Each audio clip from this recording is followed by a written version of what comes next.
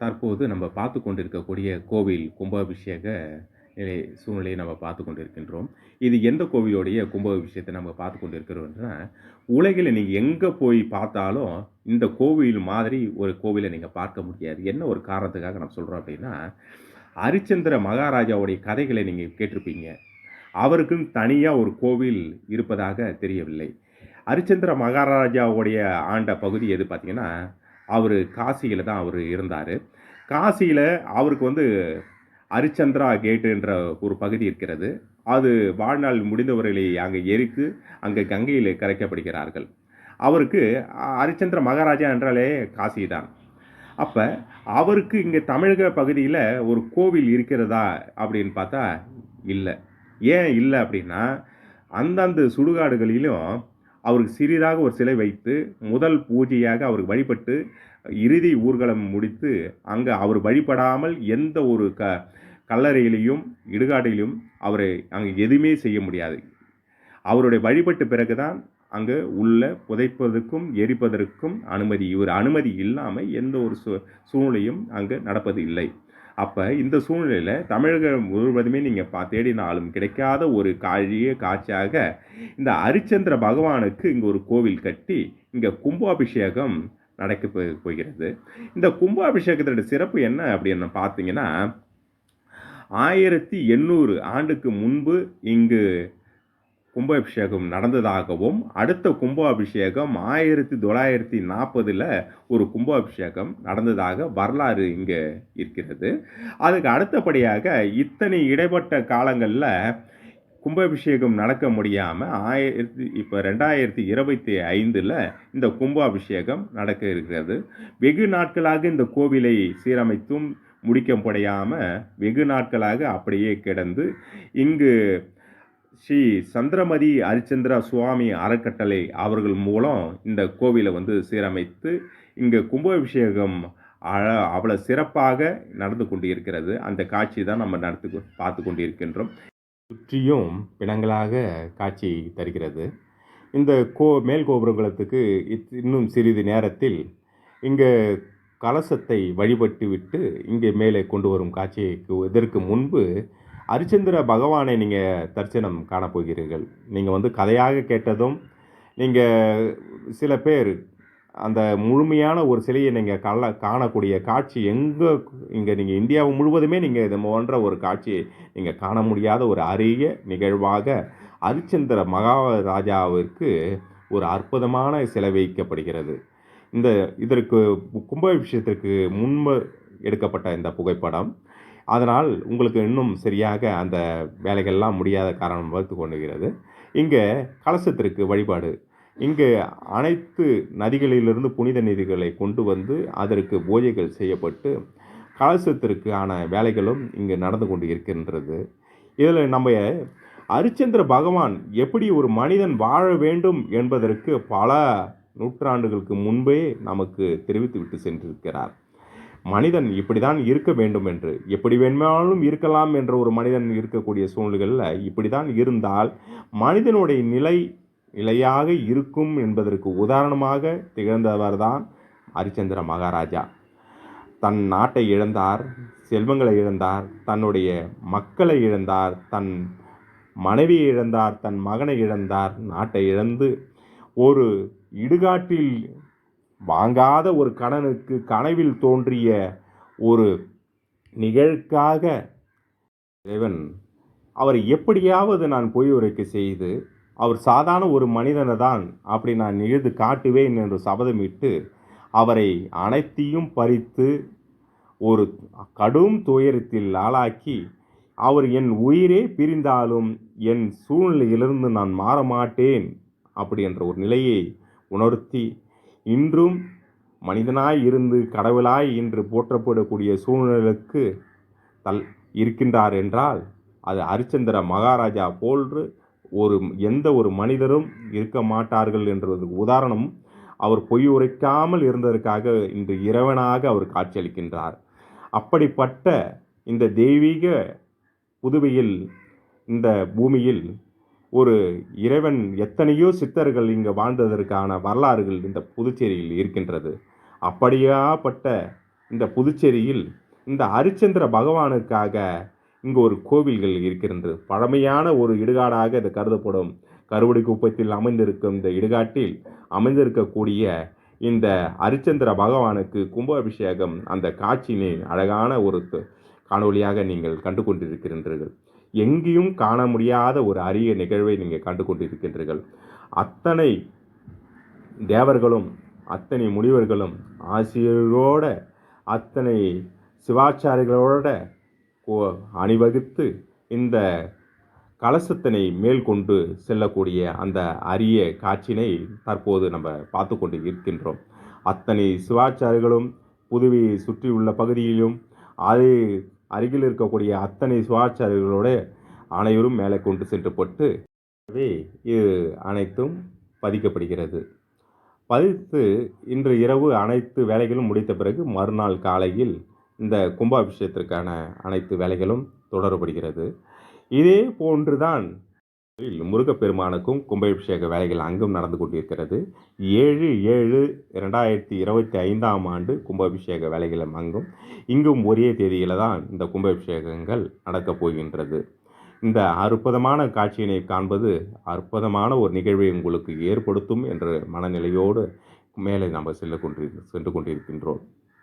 முகன் முதலா வானவர் தொழுது ஏழ ஈர் அடியோலே உலகு அளந்து நல் திசை முனிவரும் ஐம்புலன் மலர போற்றி செய் கதிர் முடி திரு நெடுமால் அன்று அடி முடி அறியும் ஆதரவு ஆதனில் கடு முரண் ஏனம் ஆகிமுன் கலந்து ஏழ்தளம் உருவ இடந்து இப்பின் எய்து ஊழி முதல்வா சாய சாய என்று வாழ்த்தியும் காண மலர் அடி இணைகள் வாழ்ந்ததற்கு எளிதாய் வார்கடல் உலகினில் யானை முதலா எறும்பு ஈராய் ஊனும் இல் யோனியின் உள்வினை பிழைத்தும் மானுட பிறப்பினுள் மாதா உதரத்து ஈனம் இல் கிருமிசை சிறுவினில் பிழைத்தும்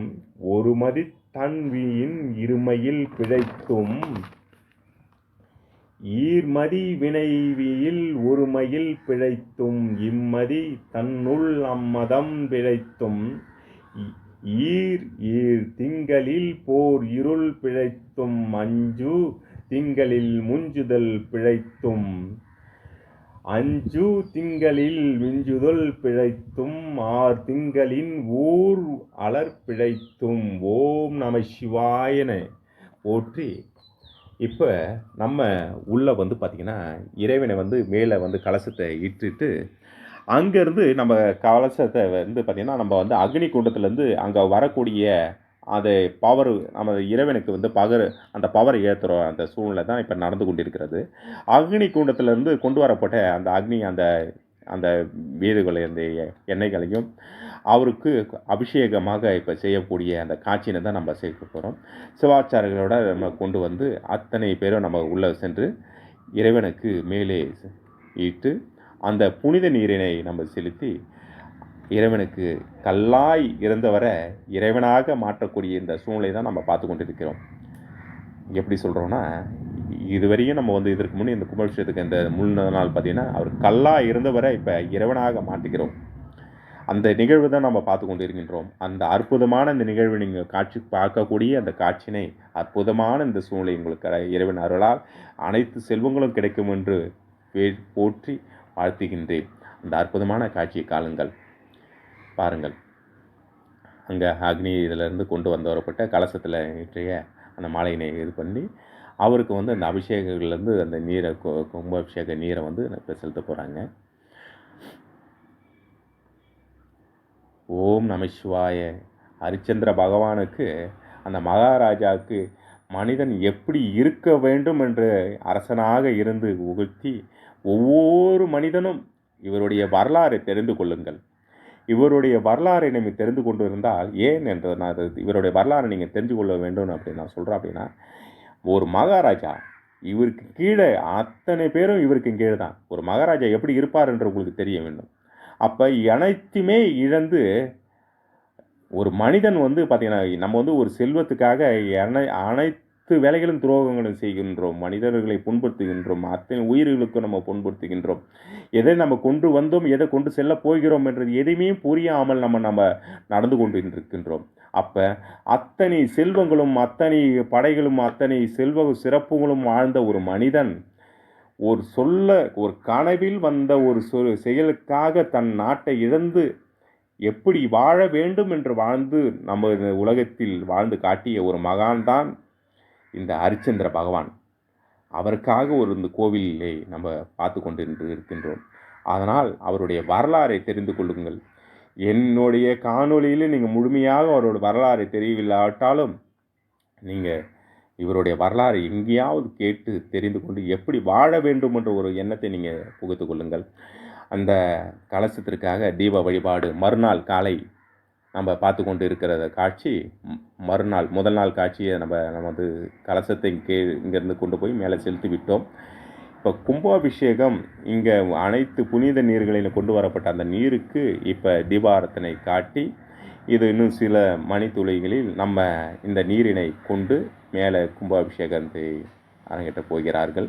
அந்த காட்சியினை தான் நம்ம பார்த்து கொண்டு இருக்கிறோம்.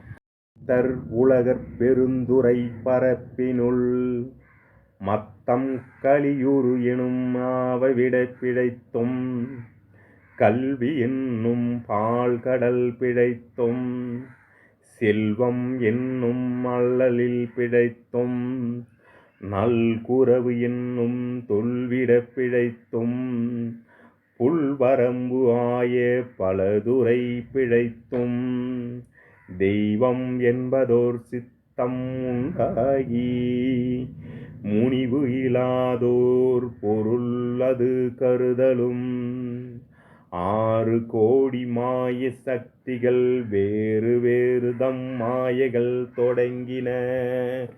ஓம் நம சிவாய, ஓம் நம சிவாய, ஓம் நம சிவாய. அந்த கும்பாபிஷேக சிறிது நேரத்தில் நம்ம அந்த காட்சியினை நம்ம பார்க்க போகின்றோம். இப்போ நம்ம அங்கே பூஜிக்கப்பட்ட அந்த புனித நீரை வந்து மேலே கொண்டு சென்று இருக்கக்கூடிய காட்சியினை நம்ம தற்போது பார்த்து கொண்டிருக்கின்றோம். அந்த சிறிது நேரத்தில் கும்பாபிஷேகம் நடக்கப் போகின்றது. மீண்டும் மீண்டும் உங்களுக்கு இதை நான் வலியுறுத்தி கொண்டு இருப்பது என்ன என்றால், நீங்கள் சிவ ஆலயத்துக்கு கும்பாபிஷேகத்தை நீங்கள் காணக்கூடிய காட்சிகள் கிடைக்கும். ஒரு அம்மன் கோவிலுக்கு கும்பாபிஷேக நடக்கக்கூடிய காட்சியினை பார்க்கலாம். ஒரு விஷ்ணு பகவானுக்கு நடக்கக்கூடிய அந்த காட்சியினையும் கூட நீங்கள் காணலாம். சூழ்நிலையிலும் நான் பொய் உரைக்க மாட்டேன் என்ற ஒரு சொன்ன காரணத்துக்காக நாட்டை இழந்து செல்வங்களை இழந்து ஒரு இடுகாட்டில் வாழ்ந்த ஒரு மனிதனுக்காக ஒரு கோவிலினை கட்டி அதற்கு கும்பாபிஷேகம் நடக்கக்கூடிய இந்த அபூர்வமான இந்த நிகழ்வினை எங்கும் காண முடியாத ஒரு அரிய நிகழ்வாக இருக்கும் என்ற எண்ணத்தில் நான் கூறுகின்றேன். அப்படி எங்கேயாவது உங்களுக்கு இது போன்ற காட்சியினை இருந்திருந்தால் நீங்கள் என்னுடைய கமெண்டில் தெரிவிக்கலாம். அது நான் தெரிந்து கொள்வதற்கு உறுதுணையாக இருக்கும் என்ற ஒரு சூழ்நிலையில் அந்த கும்பாபிஷேகம் நடந்து கொண்டிருக்கின்றது. போற்றி வானத்தவர் அவர் ஏறும் போற்றி, கும்பரார் மங்குள் மங்கை கூர்வென்றினர் போற்றி, செம்பிரான் போற்றி, தில்லை திருச்சிற்றம்பலபாலவ போற்றி, உம்பரா போற்றி, என்னை ஆளுடை ஒருவா போற்றி, ஒருவனே போற்றி, ஒப்புயில் அப்பனே போற்றி, வானவர் குருவனை போற்றி, எங்கள் கோமளக் கொழுந்து போற்றி, வருக என்று என்னை நின்பால் போற்றி, வாங்கிட வேண்டும் போற்றி, தருக நின் பாதம் போற்றி, தமியேன் தனிமை தீர்த்தாய் போற்றி. ஓம் நம சிவாய, ஓம் நம சிவாய, ஓம் நம சிவாய. ஓம் அப்போ அத்தனை தேவர்களும் நமக்கு வந்து அருள் தந்த மாதிரி இந்த காட்சியினை உங்களுக்கு கிடைக்கக்கூடிய வாய்ப்பினை கிடைத்திருக்கிறது. பெரிய நிகழ்வு உங்களுக்கு காட்சியளிப்பதில் எங்களுக்கு பெரும் மகிழ்ச்சி எங்களுக்குள்ளே உண்டாகியிருந்தது.